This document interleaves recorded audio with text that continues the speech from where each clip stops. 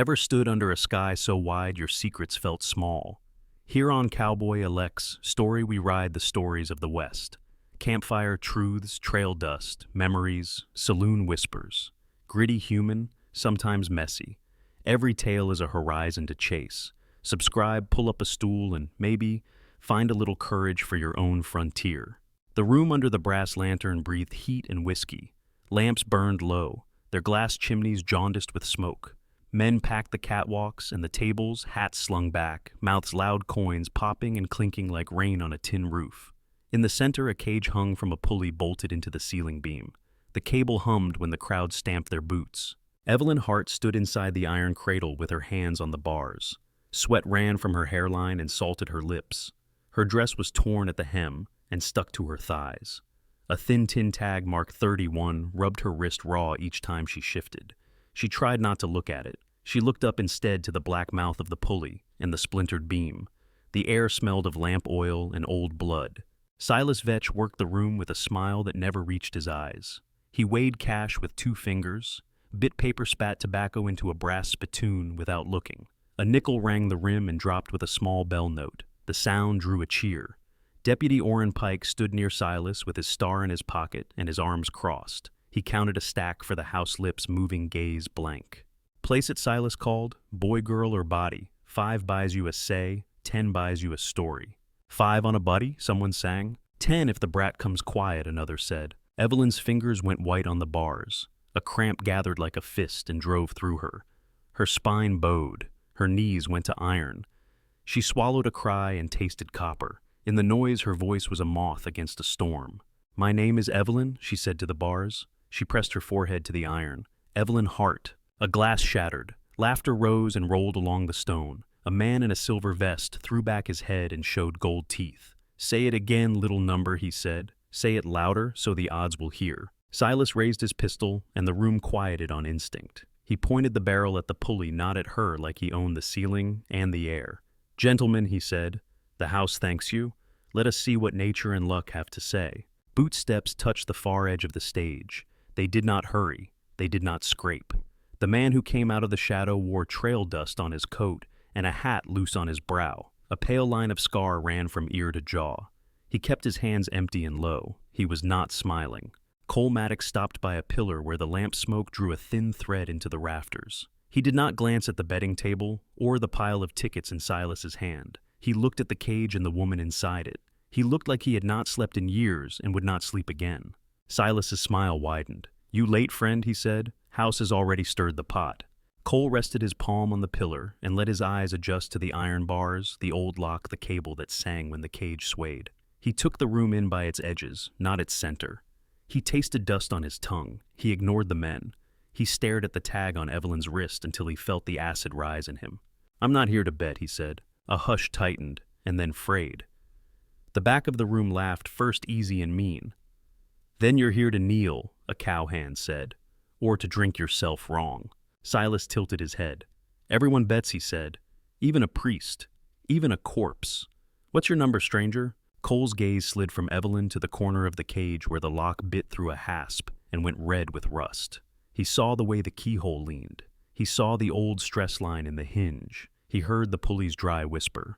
I came to take back what was stolen, he said. Deputy Pike let a card fall from one hand to the other. He did not look up. He did not smile. Silas did both. Stolen, is it? Silas said. I see only property. Paper can prove it. Coin can prove it more. Cole walked closer to the cage. He stopped when the toes of his boots touched the edge of the circle drawn in chalk around the drop. The chalk had been scuffed by boots dark with heel dirt. He could smell the iron now, close and old. He could hear Evelyn's breath, quick and shallow. Evelyn, he said. Her head lifted as if someone had put a hand under her chin. Her eyes met his. They were the color of river stone when the sun is high. A contraction took her and stole the focus from her face. She bit her lip and wrote it until it passed. Her hand went to the bar again. The tin tag flashed and went dull. Silas clapped once. You want in, you buy in, he said. No one stands in this room for free. No one speaks to the merchandise unless he pays. Cole did not move. I stand for her, he said. I do not pay for that. The line landed and hung. Men shifted. Someone coughed and spat into the sawdust. The smell of tobacco and whiskey thickened like a wet blanket. The cable above Evelyn sang a low note. The lamp nearest Silas flickered and smoked. Silas lifted the pistol and aimed at Cole's chest. The muzzle looked dull in the light. "Walk away," he said. "You do not have business here." Cole slid 2 fingers under his coat and brought out a knife in a plain leather sheath. He did it slow. He set the sheath on the floor and drew the blade with his thumb along the spine so it made no scrape. The steel was not pretty. It had scratches and a nick near the point. He did not look at Silas. He looked at the lock. A murmur ran the room like a wind through weeds. "He is going to cut it," someone said. "He is a fool," another answered. Evelyn's breath hitched and broke. He heard the sound as if there was no one else in the room. He crouched by the cage and set the tip of the knife under the loop where metal met metal. The bar was cold through the knife. The lock had grit in its throat. His hand was steady. Silas cocked the pistol. The click made a small, neat sound. "Cut that cable," he said, and smiled with his teeth. "You cut your own life in 2. Cole rested his left palm on the iron, felt the chill, and watched Evelyn's face. The sweat there, the grit, the fight. The tag clicked against the bar with each breath, a small, hard music. The crowd fell into a hush that had weight. Pike shifted his boots and let his eyes drop to the knife. "I am not here for sport," Cole said. "I am here to stand." Silas's eye twitched. Somewhere above in the darkness by the pulley, a drop of oil gathered and fell. It touched the iron with a tiny dark kiss and ran. Cole drew a breath that tasted of lamp smoke. He set his heel. The steel of the knife flashed once in the lamplight. He put the edge to the lock and pressed. Evelyn's fingers laced through the bars until her knuckles turned the color of bone. The cable thrummed. In the moment before metal would speak, the room held its breath all at once, as if the whole pit had a single lung. She looked at him through the iron. "Why?" she whispered. He did not answer her with words. His eyes did not leave hers. The tip of the blade found the gap in the rust. The pulley sang. The cut began. Before steel met rust and the crowd held its breath, there had been a year that narrowed her life to a number. Red Hollow woke with dust on the windows and light like cream through the glass. Hart and Comey Apothecary smelled of lavender camphor and boiled willow bark. Jars lined the shelves with hand-cut labels. A white chalk line ran along the counter edge where Evelyn measured pills. She drew small H marks near each measure so she could keep count when customers talked over one another. The chalk left a whisper under her fingertips that stayed even after she wiped her hands. Her father worked at the back table with his spectacles low, and a slow cough, he said, was nothing. He split tinctures into brown bottles and did not notice the way Evelyn watched the door whenever the bell chimed. She did the books in a cramped hand and folded the day into rows. A man with a limp came in near noon. He wore a hat pulled low and carried himself like a chore that would not finish. He put a folded note on the counter. "Fever out at Sour Creek Ranch," he said. "Baby wrong side of health. They needed laudanum, a salve, 2 packets of tea." He paid in coin that carried a shine and looked like it had touched many hands. Evelyn wrapped the bottles in brown paper and tied the string so the knots would not slip. The limp man did not meet her eyes when he took the parcel. He said the trail was rough but passable if she crossed before evening. The creek ran low and the sky looked kind. It was not far, he said. He pushed the door open with his shoulder and left before her father could ask a question. Her father said she could go after lunch if she promised to be back before the lamps burned. He touched her sleeve and let his hand rest there. She told him she would be quick. She packed the satchel, tucked the ledger where the string would not rub, and slipped a knife in the bottom where it would not be seen. She took the chalk and pocketed it without thinking. It felt like carrying a small, safe thing. The trail left the back fence and ran through sage. Grasshoppers jumped in brittle arcs. The day held a blue that looked painted. Her mare Wren knew the road and walked steady.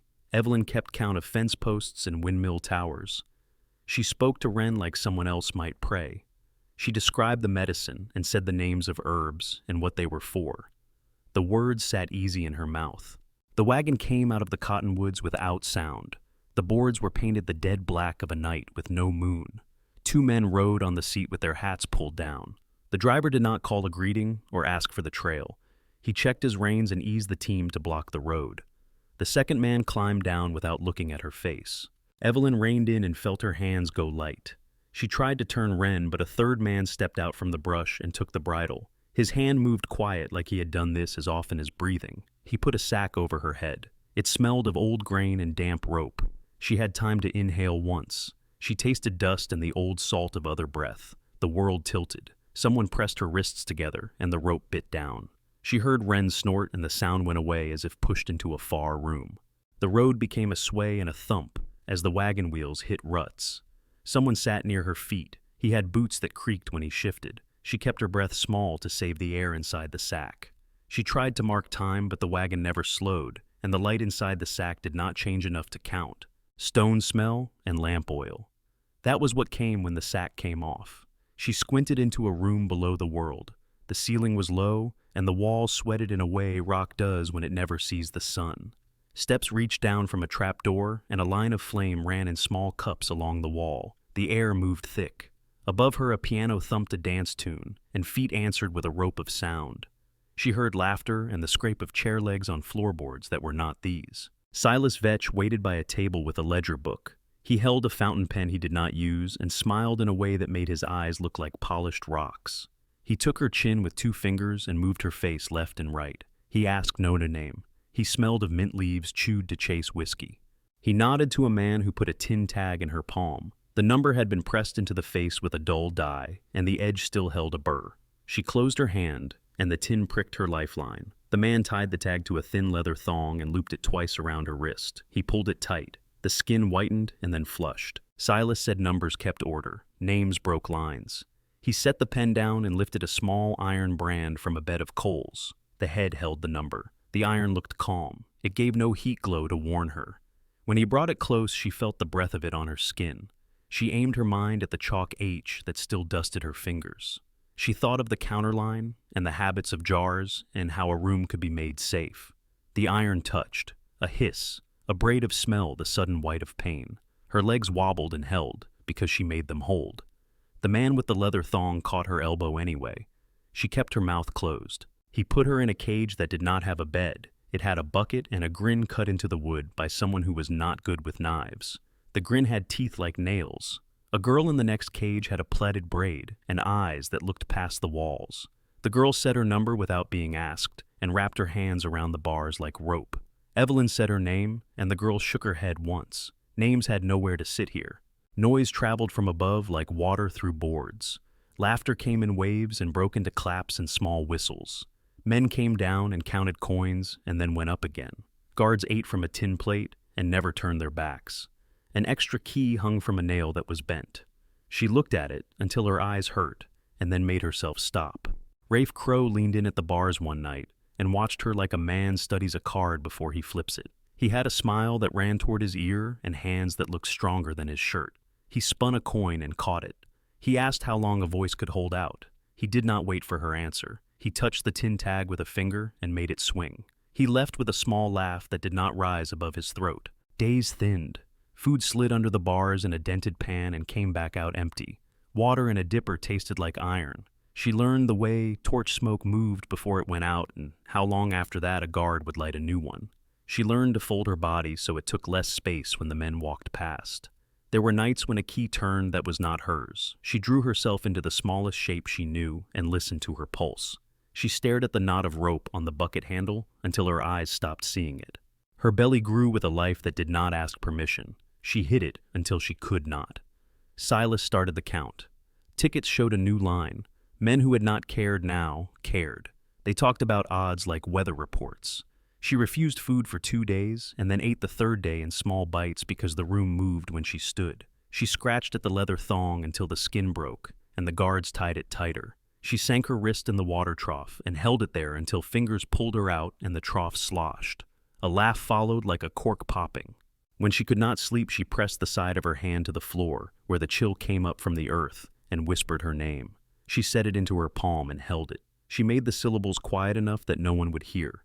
She pictured the chalk H on the counter and traced it on her skin. It left no mark, but the motion steadied her. They moved her to the center room when her time ran close.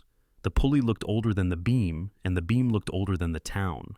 The cable had a splay where strands had split and been braided back. Silas checked the knot with a tug. Deputy Pike stood nearby and pretended to clean his fingernails with a knife that had never seen dirt. The housemen counted tickets. A lamp smoked, and one of the girls coughed. The tag on her wrist clicked each time she breathed. She put her hand over it to stop the sound, and then let it fall. The iron bars held the warmth of other hands. Chalk dust lived under her nail beds from a year ago, and she could still feel the texture of the counter. She set her feet wide and looked up into the dark where the pulley wheel waited. The crowd started to gather above. The piano climbed a scale and missed a note. The first coin hit the table and sang. The cable took her weight and the cage rose. The air under her feet changed. She watched the ceiling move closer. The lamplight ran along the bars and left them black again.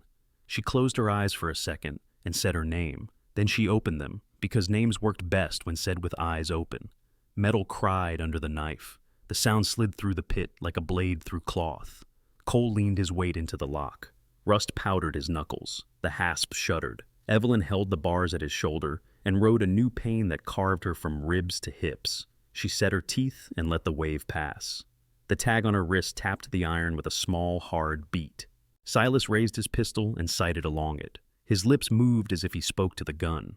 The room had gone thin and mean. Men stood with their hats in their hands like they were at a burial and wanted to see the hole. A reevie popped at the lock. The cage shifted, then settled. Cole turned the blade and pried. The hinge gave a short groan.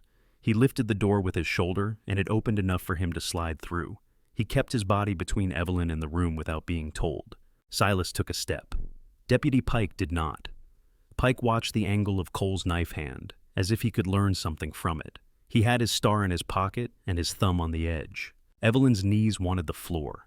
Cole caught her with his forearm and spread his coat on the iron. He set the knife down where he could find it with a blind hand. He saw the blood at her thighs and the tremor in her belly and the way her breath could not find even ground. He kept his voice close to her ear.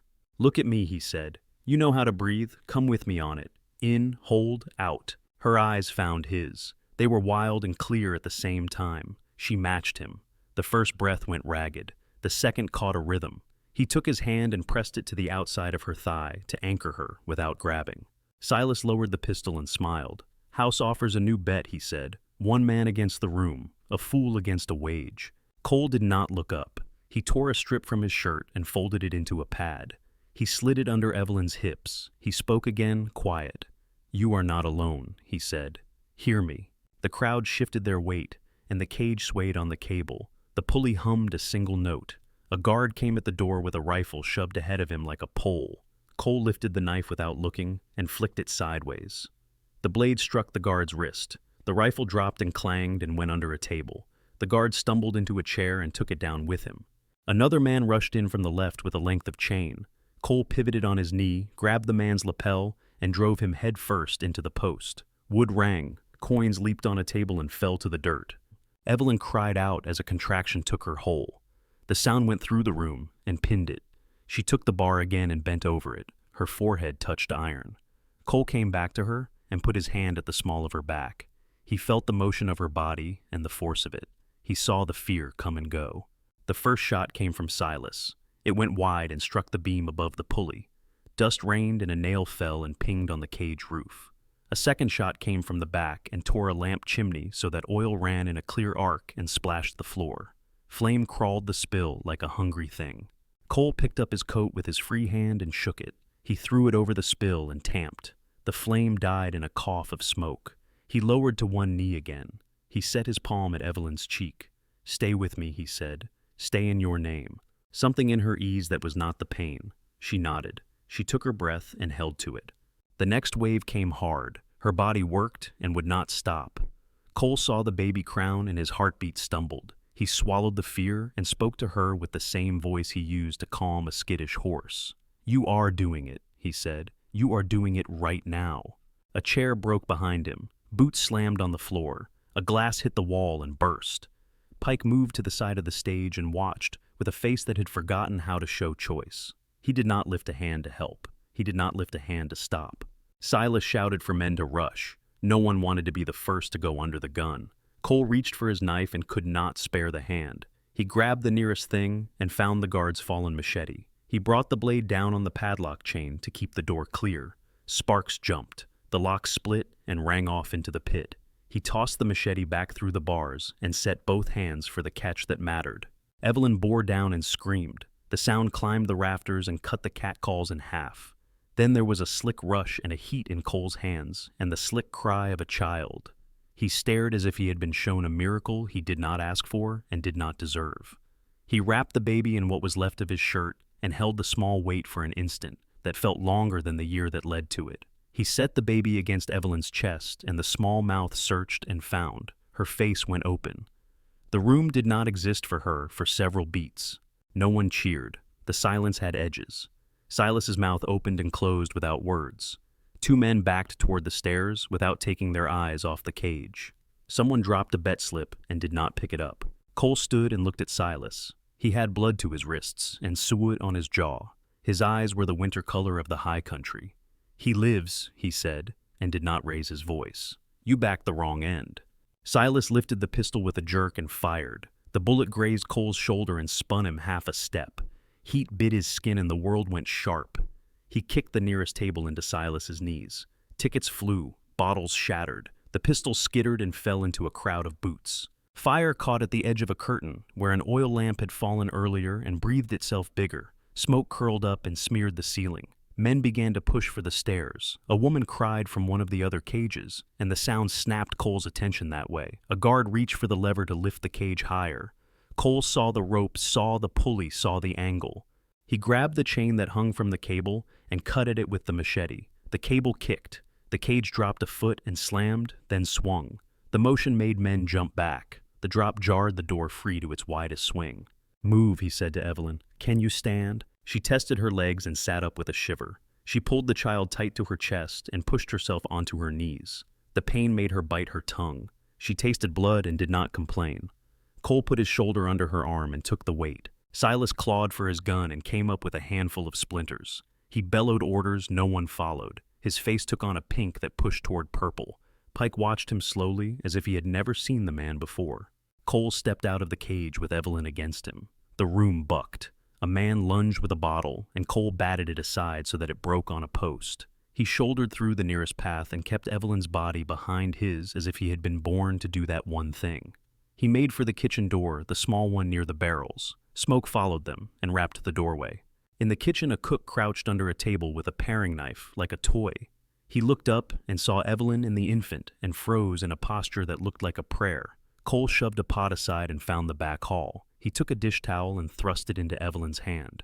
"Cover his face," he said. "Smoke." She did it without thinking. The baby made a small, angry sound and then quieted. Her eyes watered. She kept moving.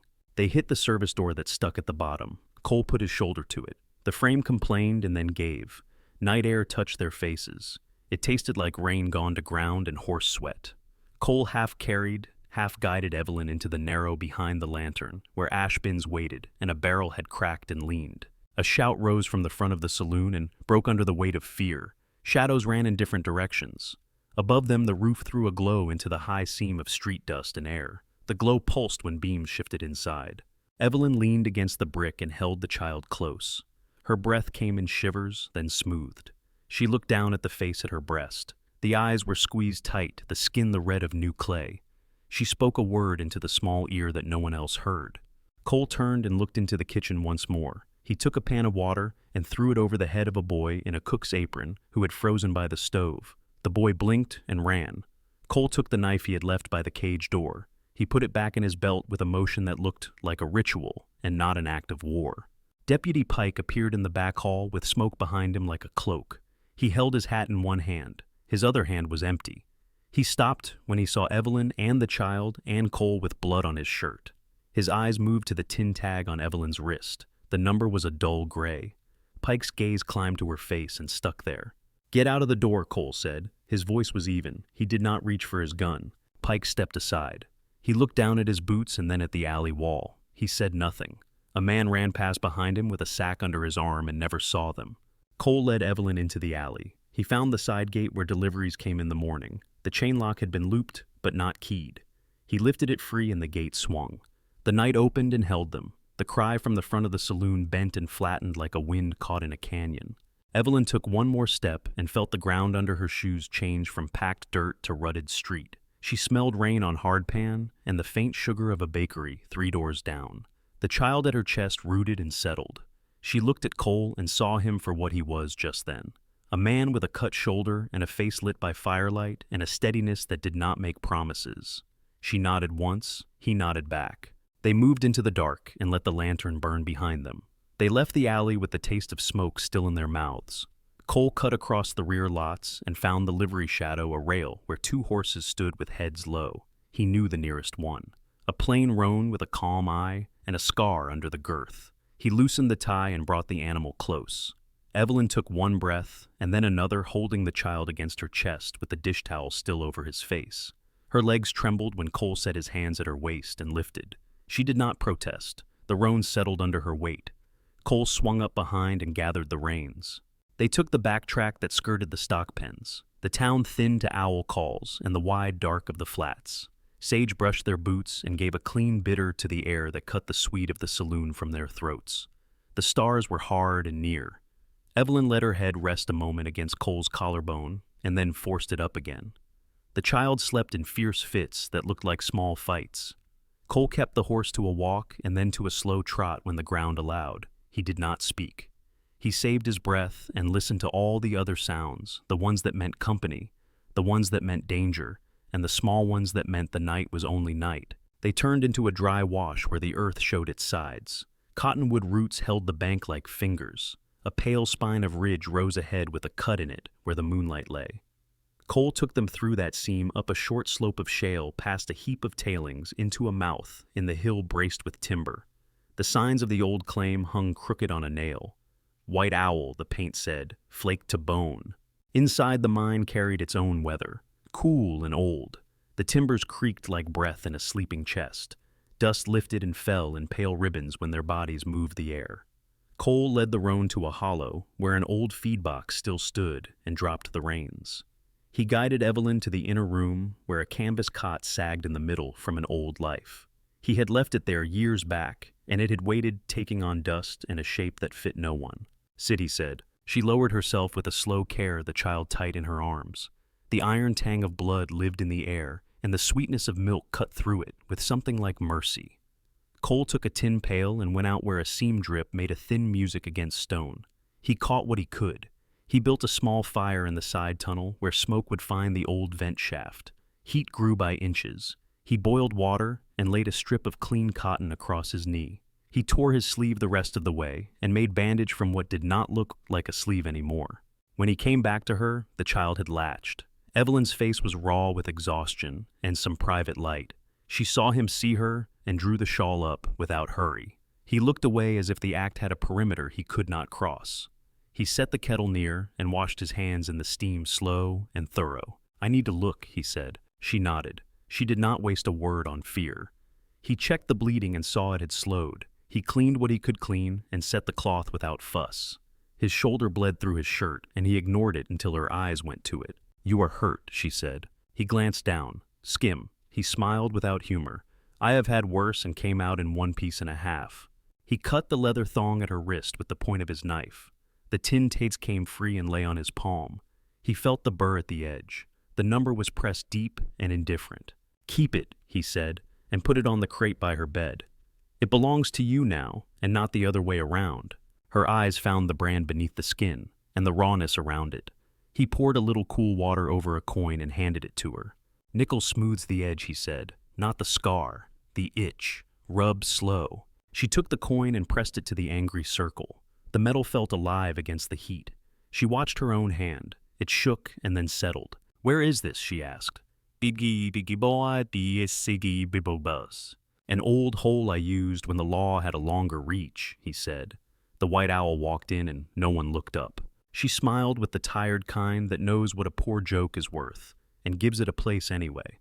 The fire snapped once and settled again. He made oats with a little salt. He carried a cup to her. He spooned a few bites into his mouth and made a face like a man trying a new lie. She ate without comment, slow and steady, and the food put weight back in the world.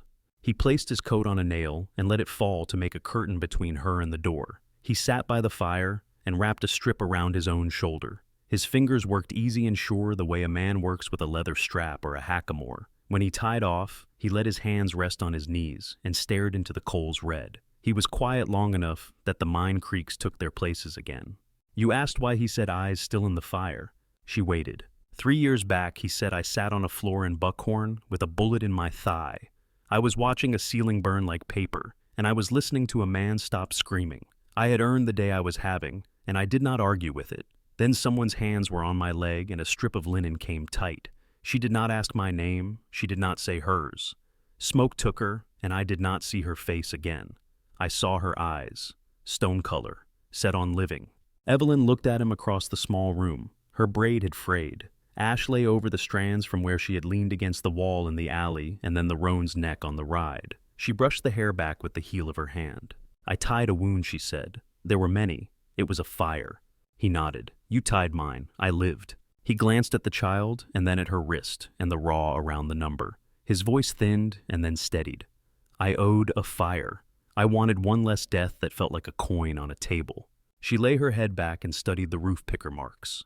The child's breath warmed her ribs through her dress. For a long while, she said nothing. The mine sounded like a throat clearing itself in sleep. The drip in the hall kept the small time for them. There is no lock here, he said. She pushed the curtain aside with 2 fingers and looked at the mouth of the tunnel at the horse shifting at the shadow where the night waited. She could have stood. He did not move to block her. His hand stayed open on his knees. She let the curtain fall back into place. You said my name, she said. He looked up at that. It is yours, he said. I did not make it, and I do not hold it. I just said it so the walls would know. Her mouth became a line that had both pain and humor in it. She touched the tin tag and then left it where it sat. She watched the child's face and the concentration there. She closed her eyes and opened them. He will need a name, she said. Cole considered the small weight beside her. He looked at the residue of smoke on his own hands and the way soot lived on the skin where blood had dried. Ash, he said. For now. She tried it under her breath. The sound fit. She smoothed the blanket with the back of her hand. For now, she agreed. He checked the fire. He added 1 stick. He took his hat off and set it upside down near the cot like it might serve as a bowl to catch any luck that fell loose. A line of air moved through the shaft and tugged the curtain and set it back. Evelyn watched it as if it could carry meaning. Cole hummed low, 3 notes and then 3 again. The child's fist opened and closed. Evelyn's shoulders eased by a fraction. The tune filled the small place in a way that did not claim anything. You can sleep, he said. I will keep the watch. She did not answer with words. Her eyes closed and opened once more, and then stayed closed. Her hand stayed on the child's back. For a time, her breath counted even. Cole sat with his back to the timber and his knife across his thigh. He listened for feet and only heard drip and the small shifts of an animal at rest. His shoulder throbbed and then dulled. He kept his eyes open and let the light fall down to Cole's. Gray light pooled at the mine mouth. The fire had given itself to ash. Cole set the kettle to warm and listened to the slow drip in the tunnel. Evelyn woke with her hand already on the child. Ash breathed in small, even pulls. She lifted him so the light could touch his face and checked his mouth and hands. The tin tag lay on the crate by the cot where Cole had left it. She looked at it the way a person looks at a tooth they finally worked loose. He had a bridle over his shoulder and a shirt that was no shirt anymore. He nodded at the water and then at her shoulder. She drank, then stood, and the mine tilted a fraction. She waited for the sway to pass. He did not reach to steady her unless she asked. She did not ask. They left White Owl by the same seam of shale and turned into the wash. The roan found a walk that spared Evelyn and the child. Sage woke in their knees. A meadowlark sketched a tune on a fence line and fell silent again when their shadow touched it. They cut wide of Red Hollow and came to a crossroads where a store had folded on itself years ago. A new nail held a fresh sheet to a door that would not close. The paper flapped like a breath. Cole pulled the roan to a stop. Evelyn read the block letters without moving closer. Wanted in plain black. Cole Mattieux, $500 alive. Evelyn Hart, 100, no questions asked. Charges written as if a clerk had chosen them from a shelf. Theft, murder, arson, abduction of livestock property. Someone had drawn a small smile in pencil under the last line. It pulled the word away from its own meaning and made it worse. A rider had taken a shot at the poster with a pistol, and the hole sat like a dark eye in the top corner. Cole reached and tore the second sheet free. He folded it once and put it in his pocket as if he were putting away the weather. Evelyn felt the weight of eyes that were not here. She lifted Ash and tucked the blanket snug, her jaw set. She spoke in a voice that did not look for comfort. They call me property. Cole looked at her. Dust had settled on her cheekbones in a way that made them look carved. He did not argue with the word. He swung down and led the roan behind the store to a strip of ground where tin cans rusted in a pile. He set a can on a post and then a second one 10 paces past it. He handed her a revolver that did not shine. The grip had been worn to the shape of another hand long ago. "I have never held one," she said. "You will." He opened the cylinder and let her count the empty mouths. He showed her how the cartridges sat. He let her feel the weight change when the wheel filled. He pointed at the notch and the front blade and then at her shoulders. "Feet under you, shoulders down, wrists straight, breathe out. Do not chase the sight after the shot. Let the gun return where it wants and correct it with the next breath." He said it as if he had said it to himself first. She set her feet and raised the Colt. The barrel wavered and steadied. The first shot went wide with a smack into dirt that coughed. The roan flicked an ear. Ash did not wake. She took another breath and fired again. Tin spun and sang. A small smile cut one corner of her mouth and then disappeared. "Again," he said. She worked the trigger until the hammer fell on an empty chamber with a dry click. He handed her 2 more rounds. She loaded with hands that tried to shake and then did not. She glanced at his shoulder where the fabric had gone dark again.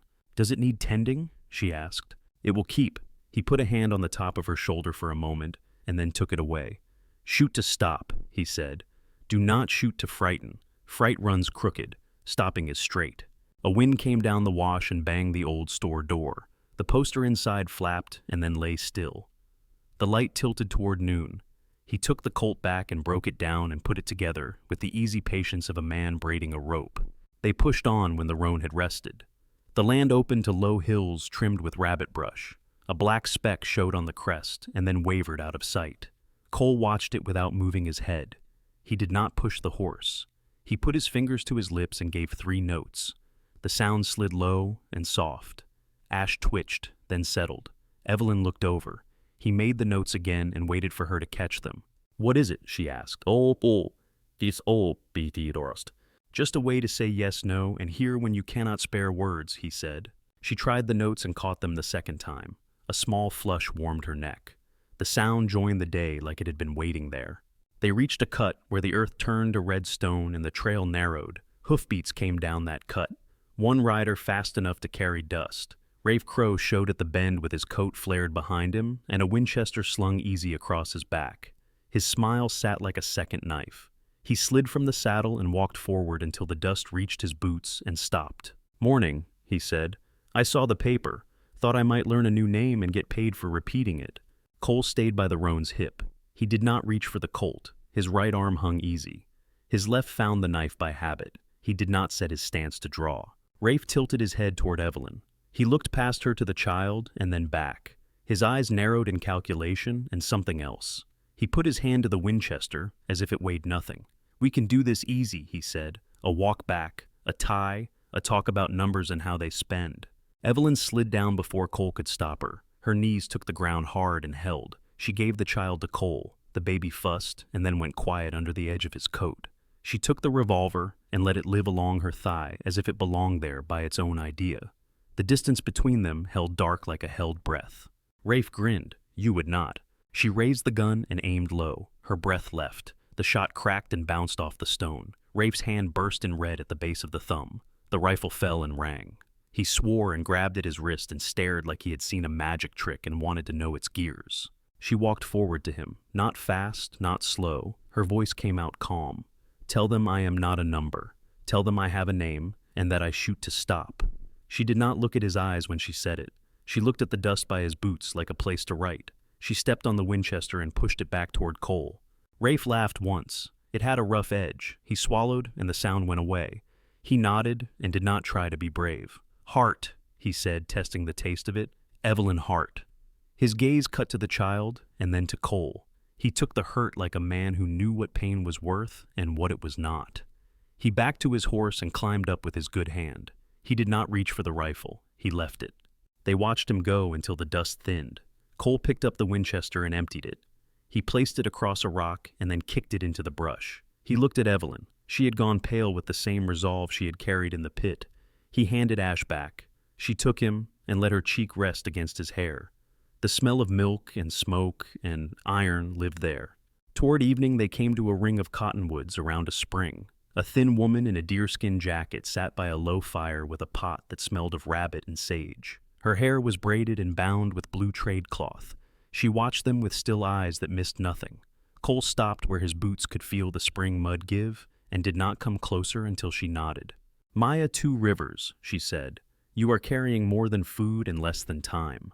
Cole tipped his hat toward Evelyn. Cole, he said. This is Evelyn. This is her boy. Maya looked at the child and then at the tin tag tied to the saddle horn, where Evelyn had hung it without thinking. A flicker crossed Maya's face, a private recognition with no word. She took a small woven charm from her pocket and rolled it between her fingers.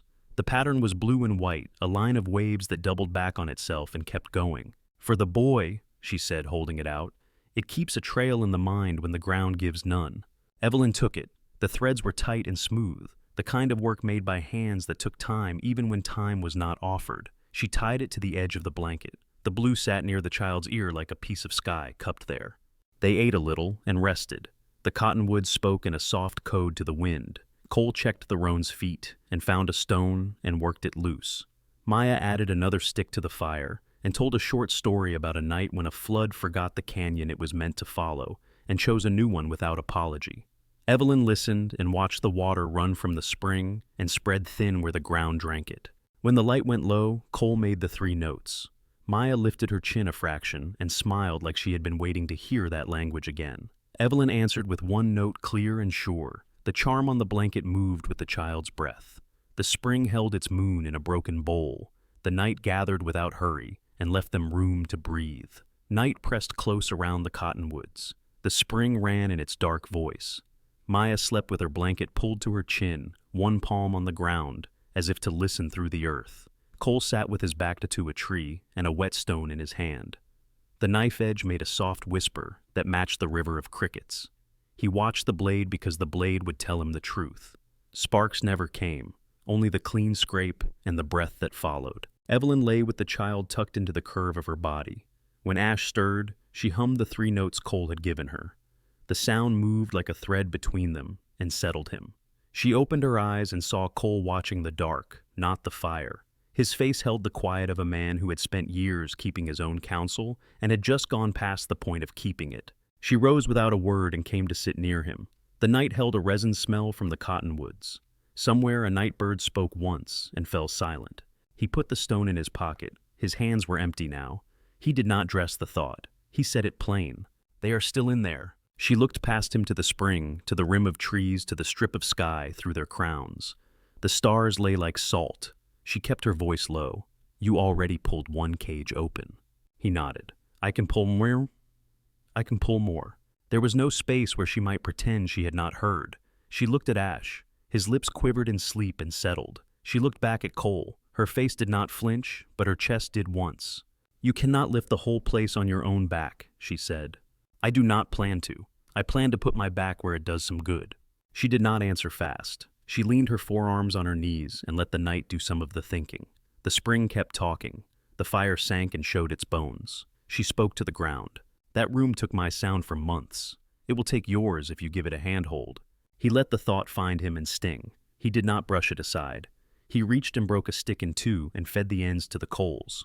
The flames touched up and then set. I know what it takes, he said.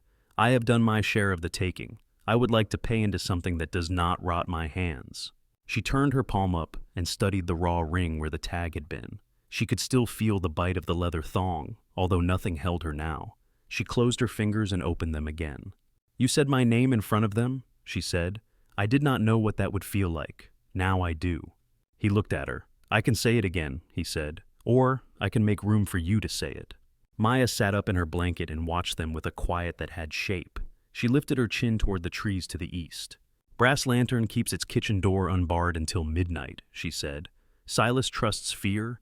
He forgets the door he has not paid to lock. Evelyn turned to her. Maya rubbed her thumb over the woven charm on her knee. There is a dry wash that runs behind the alley, Maya said. You can walk it without leaving prints if you keep to the middle. A delivery gate hangs on a chain so loose a child could lift it. Cole listened without writing the words on his face. You have walked it. I have eyes, Maya said, and women talk to me when no one else will hear them.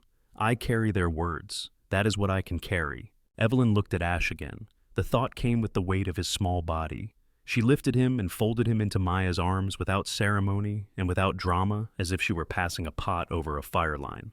If I go back there, she said, I do not take him through that door.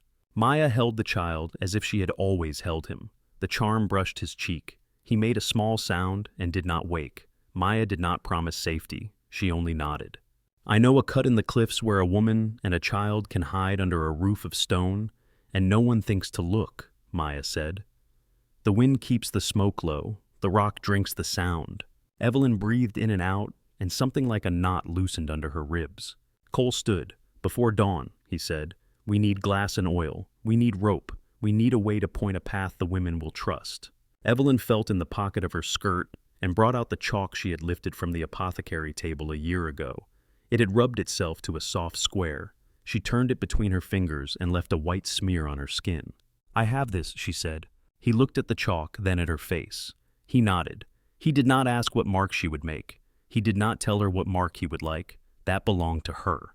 They broke the camp as the eastern sky went the color of tin.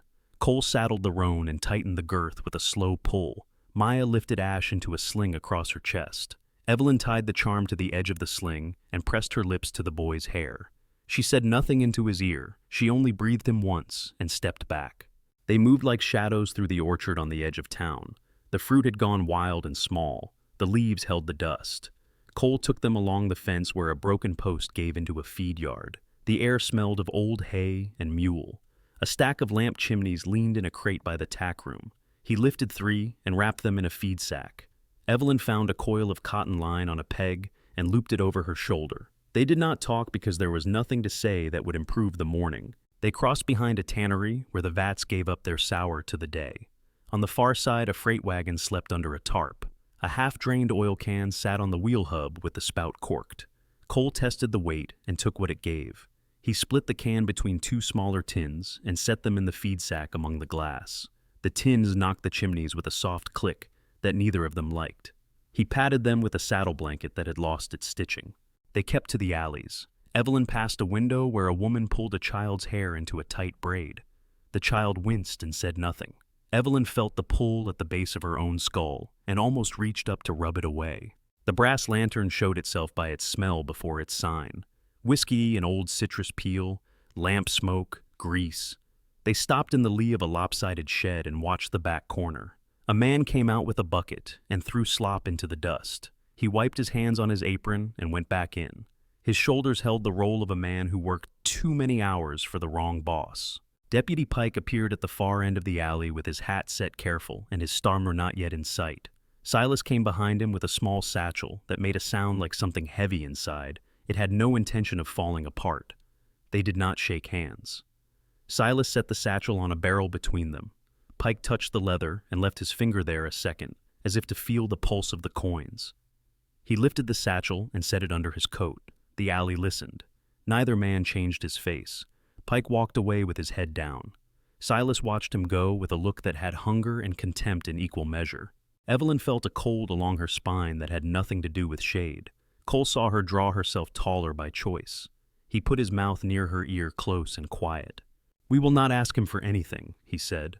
"We will take what is ours," she said, not as anger, not as a line, just a fact she had tested for weight. They moved off and circled to a yard behind the old laundry. A line still held broken clothes pegs. A wall there had a patch of bare plank where the rains had washed chalk clean last season.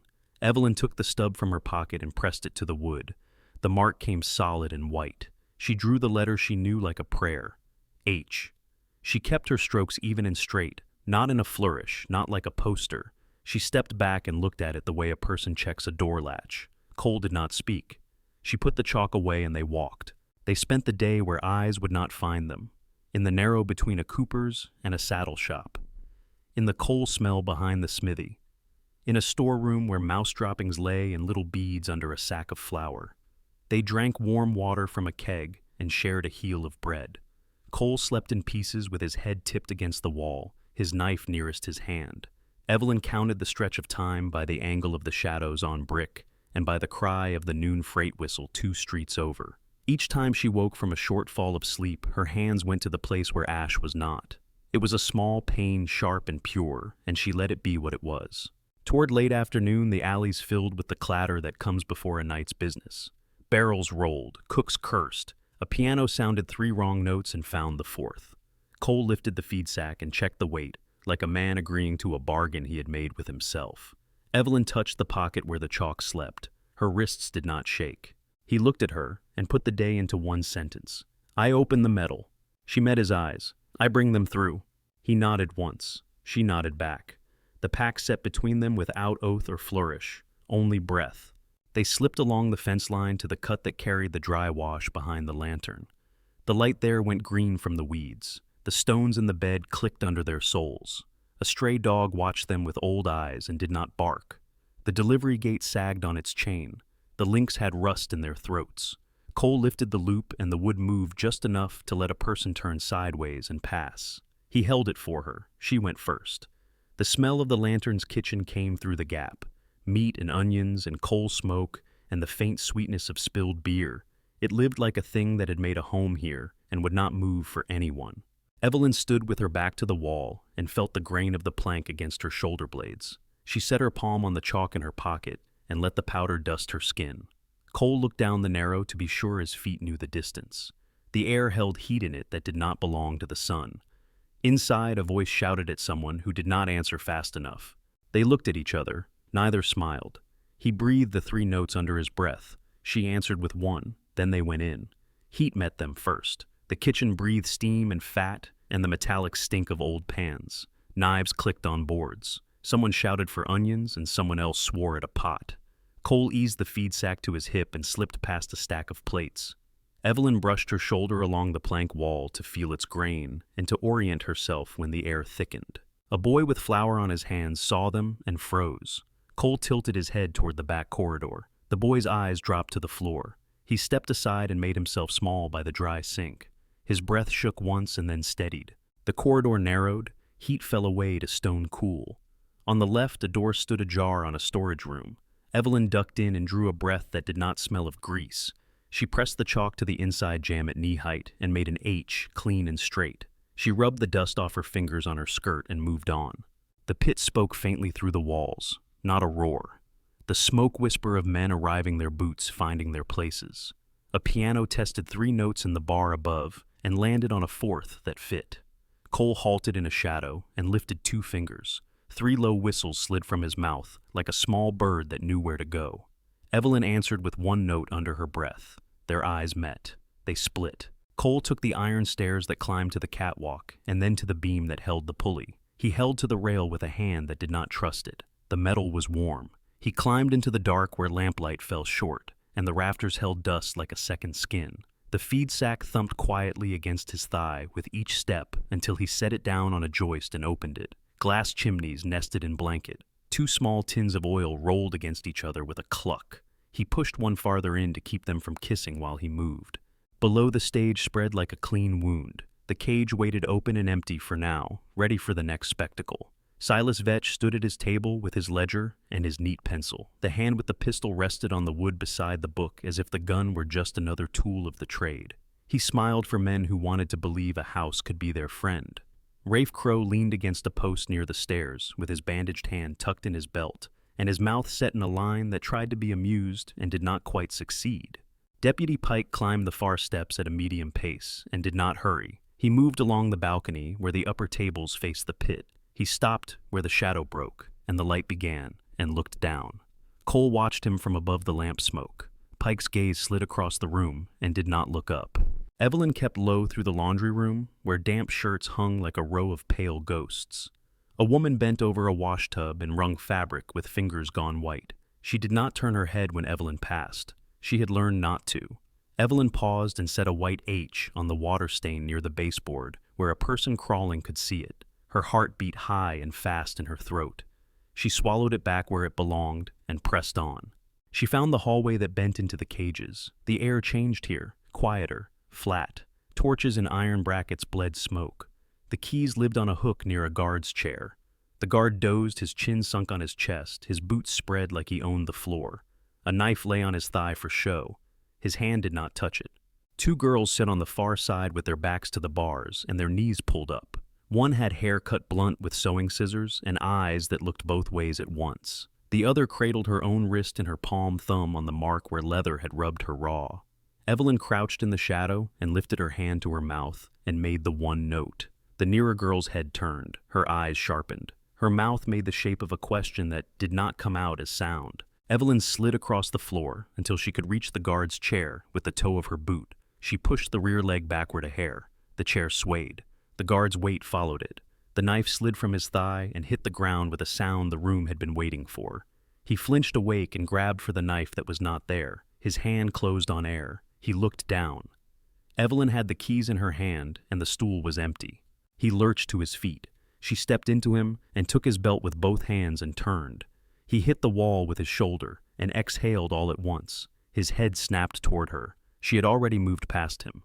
He grabbed at air and came up with a thread of her skirt that tore and left him with nothing. She did not look back. She went for the nearest lock and fed the key, as if the key had asked for the work. Metal talked, the bar slid, the door breathed open.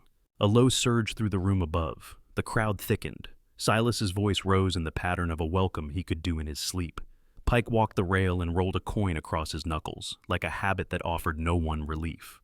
Cole placed a glass chimney inside the rim of the main chandelier and poured a thread of oil down the stem, where the wick would catch what it was given later. He took the cotton line from the sack and fed it through a pulley hook, then tied a simple hitch a boy could relearn with his eyes closed. He drew the rope tight and tested the weight. The chandelier groaned and then accepted the new set. Rafe pushed off the post and circled along the ground rail until he could see into the cage corridor. He saw Evelyn at the locks and stopped in a place where shadow cut his face in half. His bandaged hand flexed open and closed, then went still. He looked toward Silas. Silas counted bills and did not look up. Rafe looked back to Evelyn. He could have called, he did not. Evelyn moved fast and quiet. She opened one cage, then another. Hands came through the bars and took her wrist to the fabric of her sleeve, the skin above her knuckles. She let them. She squeezed once and let go and moved on. She put H marks low on the wall by each open door. The white sat plain on the soot. A woman with a gray streak in her hair put her mouth near Evelyn's ear and made the smallest sound. "Thank you," without the syllables. The guard staggered back to his chair and reached for the emergency bell rope. Evelyn saw the motion and threw the keyring. It spun and clipped his ear. He yelled a single ugly bark and grabbed the rope anyway. It rang once. The sound snapped up the stairwell. Silas turned his head and saw the corridor. He tipped his chin to Rafe. Rafe did not move. Silas cursed him under his breath and started for the hallway with his pistol in his hand. Pike watched the space between them, as if a string ran there he could pluck. Cole lit 2 lamps along the catwalk, where the wicks waited for oil. He breathed steady and matched the pace of his hands to his breath. He looked down and saw Silas draw across the floor like a storm going to ground. He marked the angle and the reach and the way the chandelier chain curved. He set his boot against the brace, took the knife into his left hand, and tested the cut he would need. The first woman in the corridor stepped into the hallway. She held the bars with both hands like they had become a friend at the last second. Evelyn pressed her palm to the woman's shoulder and pointed toward the service door with a jerk of her chin. The woman went where she pointed, face drained of blood and full of choice. Silas blocked the bend with his body and leveled the pistol at Evelyn's chest. The barrel found center in a neat, quiet way. He smiled with nothing in it. "We are done," he said. She set her foot. She did not lift her hands. The girls in the cages made the sound leaves make when a wind starts but does not commit. Rafe took 3 steps into the light and stopped where his bandaged hand showed. He looked like a man in a story who had not been told how that story ended. Above, Cole cut the rope. The chandelier dropped into its own weight and then tore free. It fell not where Silas stood, but across the lower aisle, where the men had bunched near the ticket table. Glass sang and chains cracked. The floor shuddered. Coin stacks jumped and flew. Screams stacked and fell. The crash set the room off its rhythm. Silas flinched. For a breath, the gun moved an inch. Evelyn stepped into that inch and hit his wrist with the edge of the keyring she had retrieved from the floor. The shot went wild and bit stone. Sparks spat. He snarled and reached again. She let the keys fall and went low. Her shoulder hit his knee. He staggered back 2 steps into the cage row and caught himself on iron. Cole slid down the post, hand over hand, grabbed a rail, and vaulted to the catwalk's short stair. He took the steps 2 at a time. Smoke rose stubborn and began to find the gap at the ceiling where heat had its own logic. Men poured toward the main doors and then pushed back, stopped by the chandelier's broken reach. The room bucked at the edges. Pike stood above the rail and did not draw his gun or his courage. His jaw ground once. Evelyn grabbed the guard's knife from the floor and cut the leather strap on the emergency bell. It snapped and wriggled like a live thing in her hand. She flung it aside.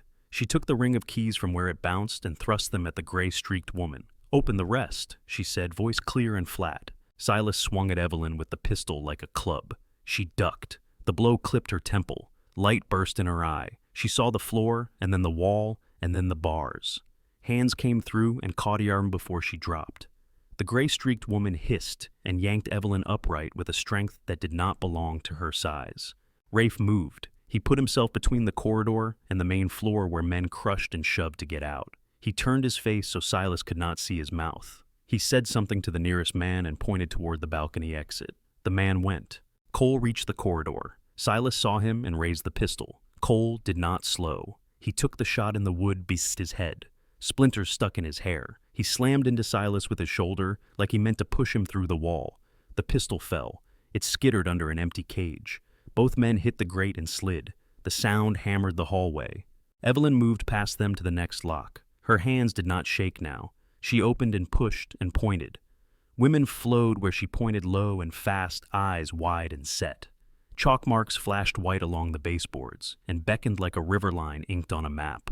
Silas clawed for Cole's throat. Cole gave him his forearm instead and took the bite there. He drove his elbow into Silas's jaw. Bone met bone. Silas's head snapped to one side and came back with hate, sharpened by habit. He spit and bared his teeth like there was no language left in him. Rafe stepped into the cage corridor and met Evelyn's eyes for a heartbeat. Then he looked away.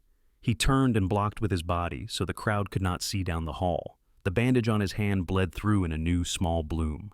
On the floor of the pit, a lamp rolled in a lazy circle and spilled its little circle of flame onto sawdust. Fire licked and found two friends and made a third. Glass cracked in the heat. The room breathed in and out in ragged jerks. Evelyn reached the last lock and failed it twice with the wrong tooth. She closed her eyes a fraction of a second and opened them and found the right one by feel.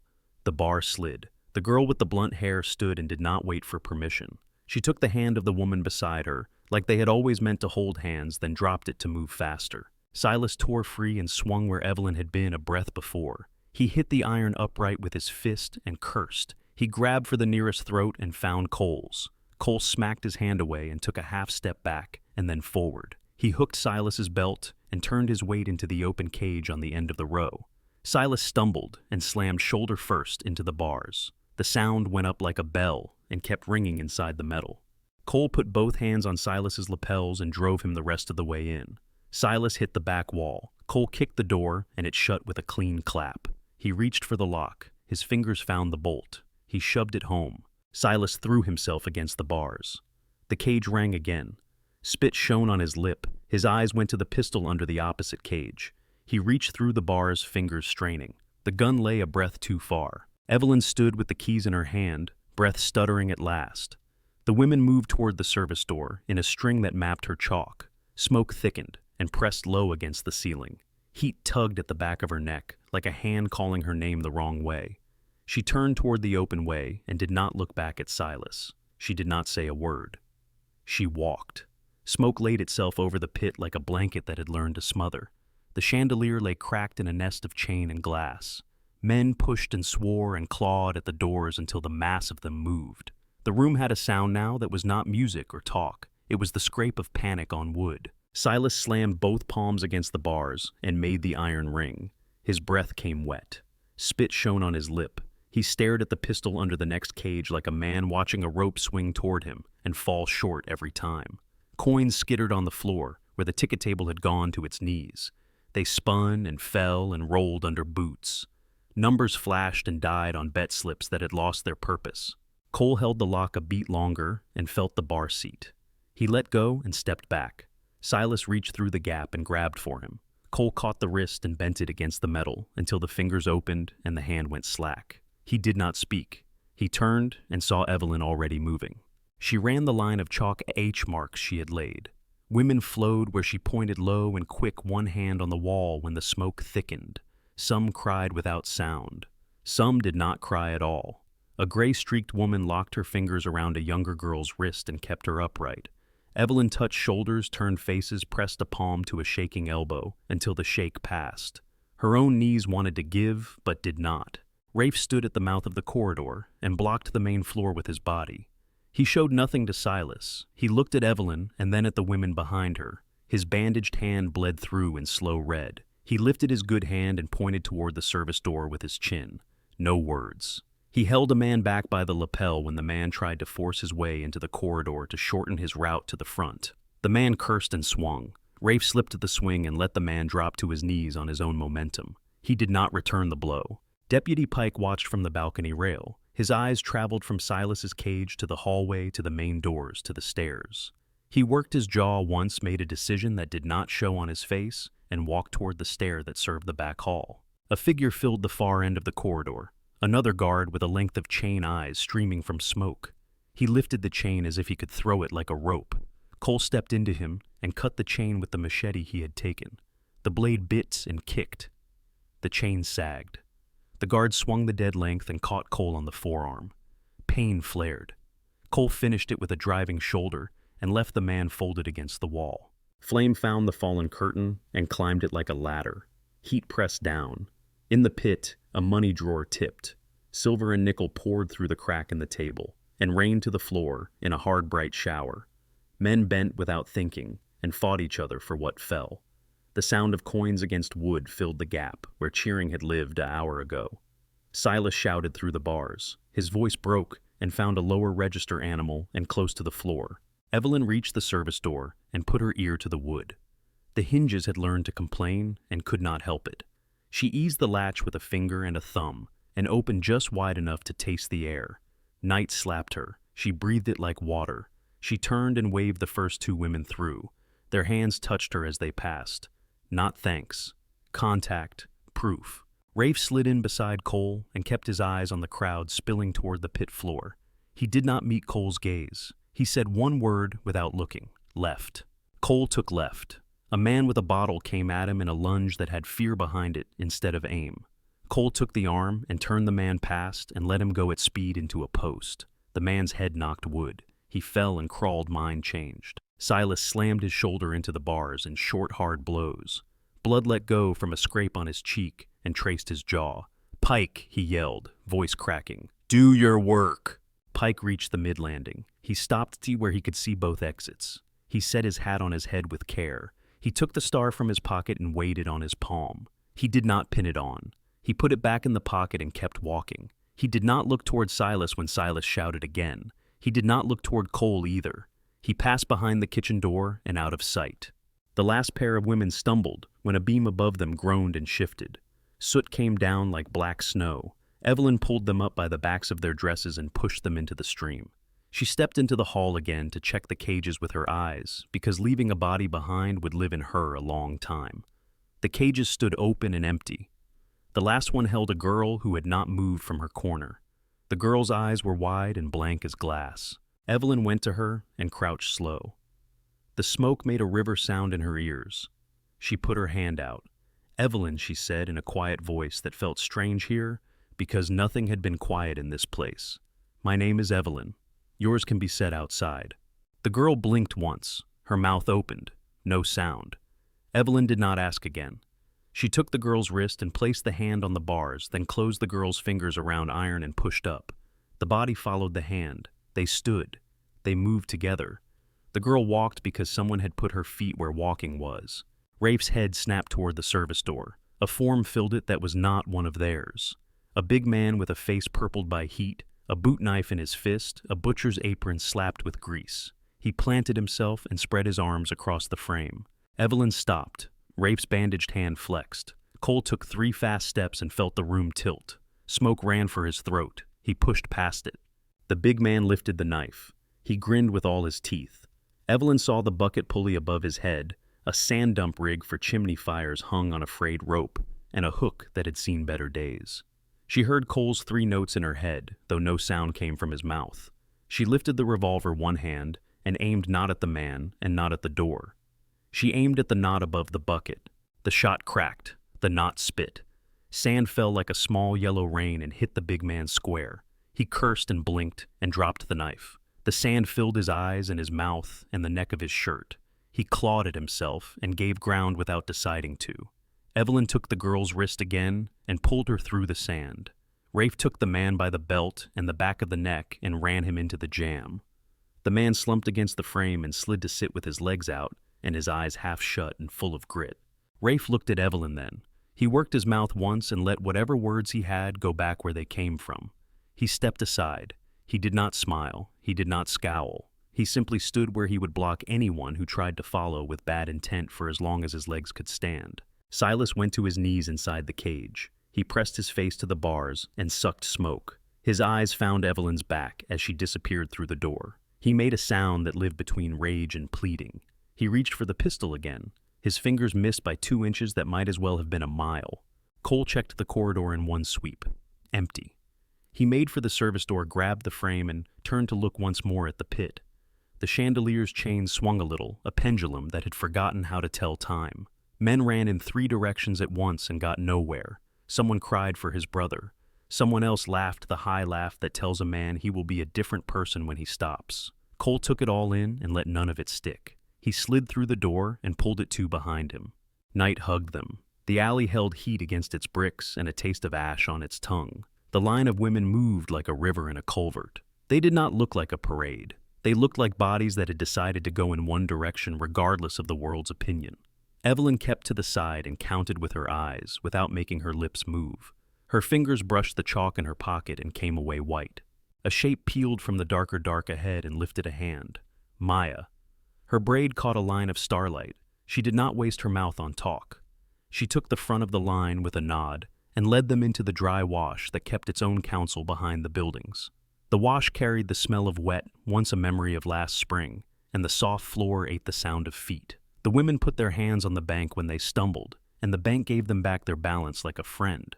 Behind them, a window blew and sent a fan of sparks up into the night. A small rain began, town rain, a first thin spatter that found dust and turned it into the smell of new ground.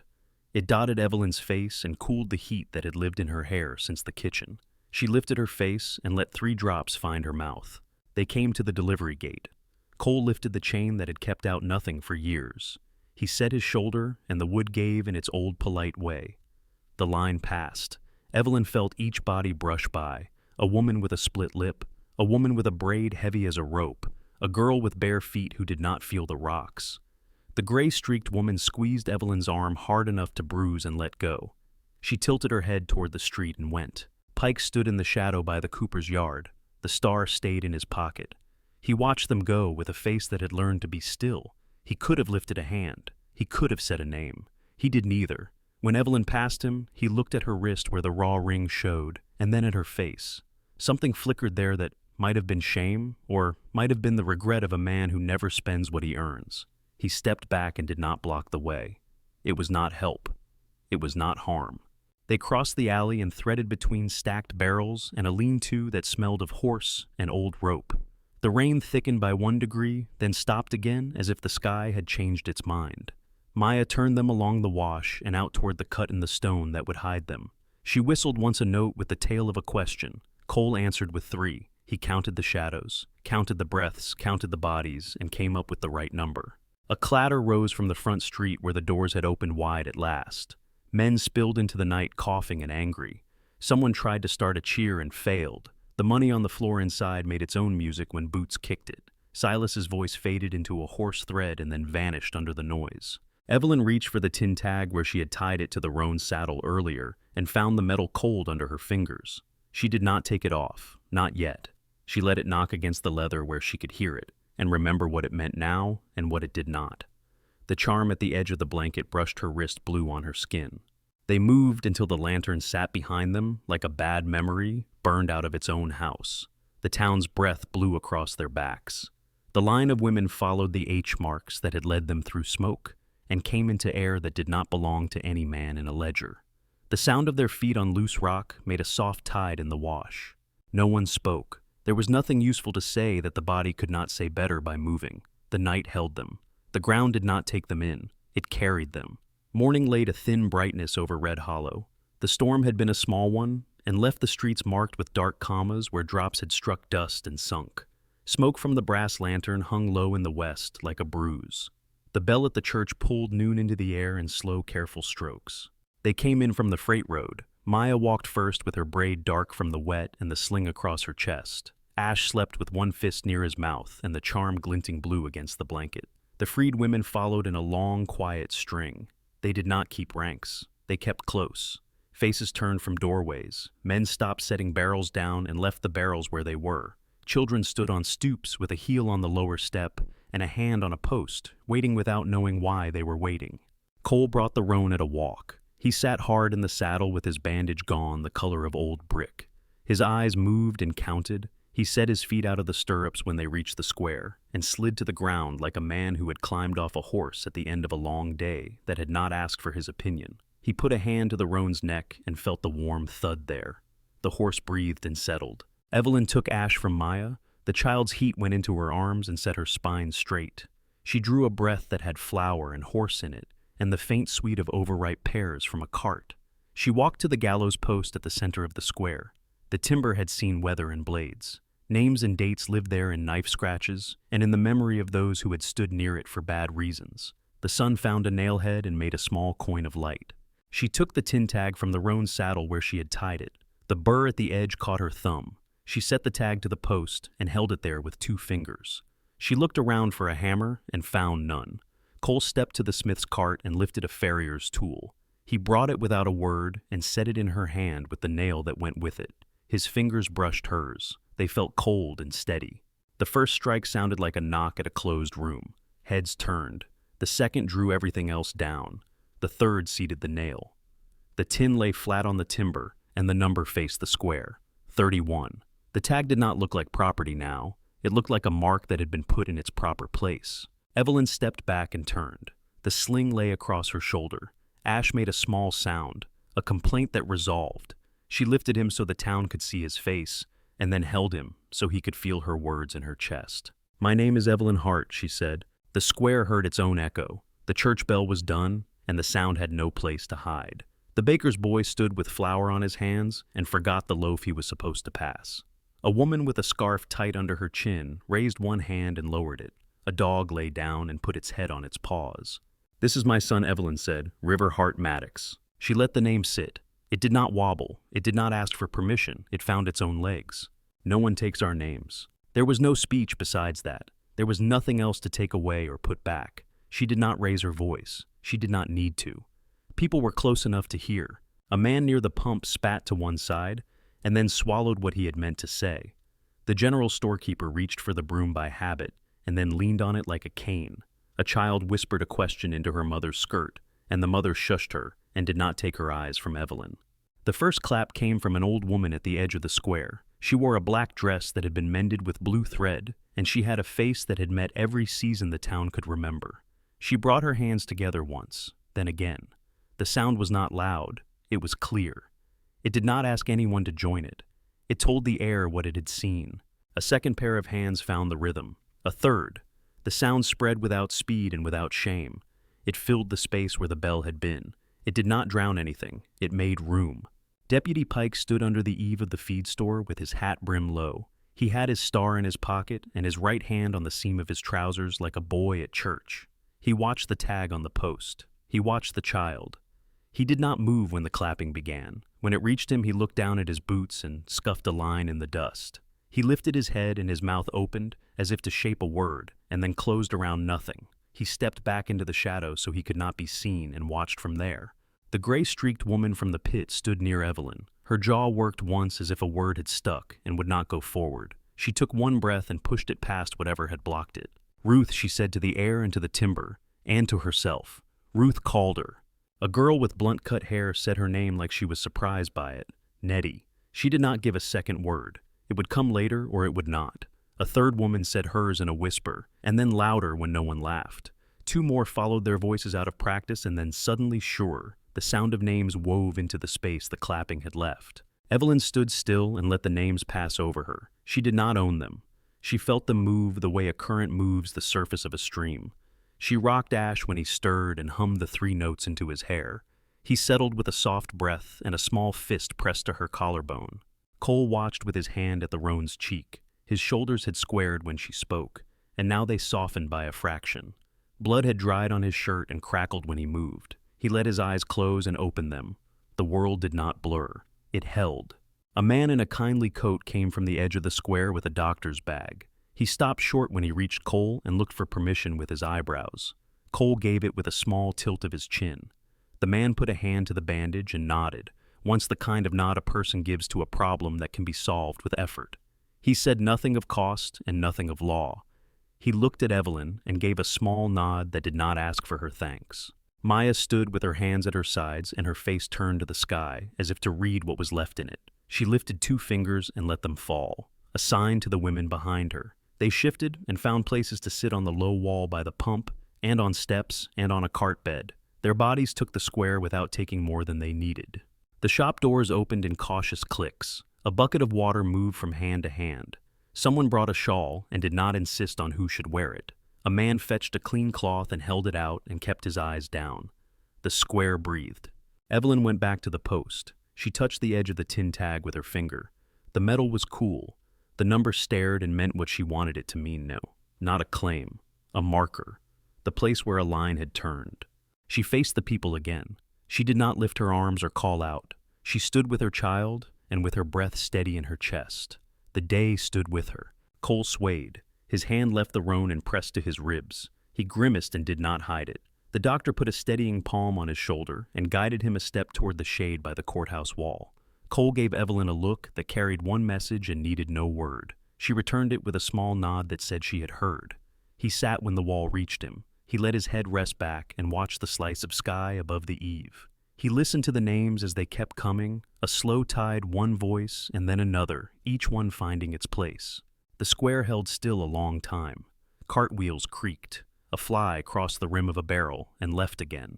Evelyn's arms began to ache under Ash's weight, and she welcomed the ache like proof. She whispered into the soft hair near her mouth, and the child's breath feathered her skin. The sound of clapping faded to no sound. Names finished. A loose breeze moved and lifted the edge of a cloth on a stall. Somewhere a piano tested a note behind a shutter and stopped as if the person on the bench had changed his mind. Evelyn shifted Ash to her other arm. She stood beneath the tag and the nail. She did not bow, she did not ask. She held the square with her eyes, and the square held her back. The day rolled forward the way days do when a thing is said aloud at last. The clinic smelled of carbolic and boiled cloth. Light came thin through the wavy glass.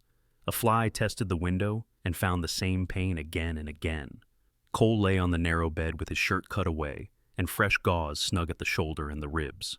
The doctor murmured to himself as he tied off the last wrap, then washed his hands in a basin that pinked the water. He nodded at Evelyn and left them with the soft click of a door that had learned to be quiet. Rain ticked on the sill and then steadied. The sound laid a clean line through the room. Evelyn sat on a stool with River against her, his mouth slack with sleep breath, warm over her arm. Her dress held smoke in the seams. Her hair smelled faintly of rain and soap from a cloth someone had pressed into her hand in the square. The tin tag on the gallows post sat, in her mind, with a fixed shine. Cole blinked the room into focus. His face held the gray of a man who had given a share of blood to the day and kept just enough. He lifted his hand and let it hover, then set it on the bed rail. A pen, he said, voice not much above the rain. Paper, too. She stood and found both on the table near the scales. The pen had a scratched nib and a habit of catching. The paper was coarse, the last sheet on a pad that had been torn down to its cardboard bones. She brought them to him. He slid up and winced and settled. She moved to steady him, but he shook his head and found the line between pride and sense. He tucked the paper on a book to make a firm back and held the pen like a small tool that needed a calm hand. The nib scratched. His letters leaned and stumbled. The ink blotted at the tail of a word, and he waited and blew a little and wrote again. He did not clear his throat or offer an explanation. He said each line as if he were laying a plank. Name, Evelyn Hart. Occupation, mother, status free. He signed below in a hand that had more will than grace. Cole Maddox. The name cut a crooked path and then sat. He drew a breath and added one more line, not careful, not ornate. Will you marry me? There was no flourish. He set the pen aside and let his hand fall open on the blanket. He did not look at her at once. He watched the rain on the sill until his breath leveled. Then he turned his head. She read the lines without rushing. The words were simple and felt heavy. The paper had a tooth to it. She could feel it under her fingertips. The room carried only the small sounds: rain on glass, child's breath, the faint scrape of a chair in the hall. Her mouth softened. She did not give him a smile that would pretend this was easy. She set the paper down and leaned in. River shifted inside. She kissed Cole's forehead where sweat had cooled and left salt. The answer came out of her quiet and full. Yes. He closed his eyes for the space of one breath and opened them again. Something in his face let go that had sat tight since the night in Buckhorn he had spoken of, and likely longer. He touched the edge of the paper with one finger, as if to be sure it existed. He slid it to her. She folded it once and once more, and tucked it into the bodice under her palm where pulse lived. A soft knock came. The doctor's face appeared. He saw the paper in Evelyn's hand, and the set to Cole's mouth, and he nodded as if told a name and it fit. He brought a clean blanket, a cup of broth, a slice of bread. He set them down and left again without collecting a coin. Outside, the rain deepened to a slow curtain that washed the square. The tin tag on the gallows post took beads of water until it shone. Chalk's H marks on alley boards softened and ran in thin white threads that traced down to the packed dirt. A pair of boys dragged a twisted section of iron cage into the yard behind the smithy. It scraped and squealed, and then lay where they dropped it, a heap of bars and a bent door that would not close on anything again. Rust bled in thin lines along old seams. Water pooled in the corner of the frame and overflowed in a steady drip. Maya stood under the eave with her braid dark and slick. She looked up into the rain and let it wet her face. The freed women sat on the low wall by the pump and on steps and the backs of carts. Shawls, hooded heads, hands wrapped cups. A laugh came now, and then a small one, the kind a body lets slip when it remembers it is not in danger of being heard by the wrong ears. Deputy Pike watched from the feed store shadow with his hat brim low. He turned the star over in his pocket and learned nothing new from the feel of it. In the clinic, River woke and blinked at the window as if he knew the world had changed shape. Evelyn lifted him, and he found her. She hummed 3 notes low. The tune touched the air and took its place without asking. Cole watched the two of them and the way her shoulders eased when the child latched. He let his hand rest palm up on the blanket. Evelyn reached and set her fingers in his. The touch was not a pledge. It did not need to be. It sat as steady as the rain. After a time, she rose and crossed to the window.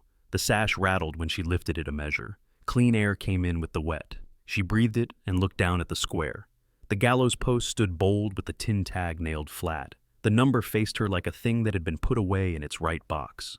Across the way, a piece of chandelier chain hung from a wagon bed like a length of tired snake.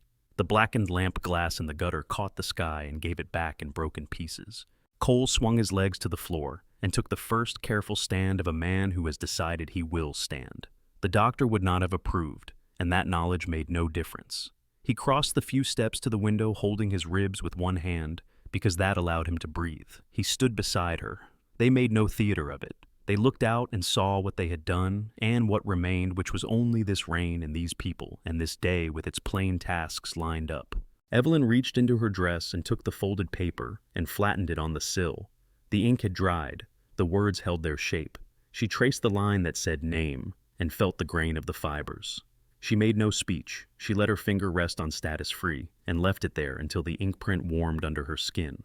Hope, she said, not loud and not to ask for agreement. She looked at River. That is what he was before I knew what to call it. Cole's mouth moved into something small and real. He tapped the charm that hung from the blanket. The blue threads gleamed where a drop of rain had found them.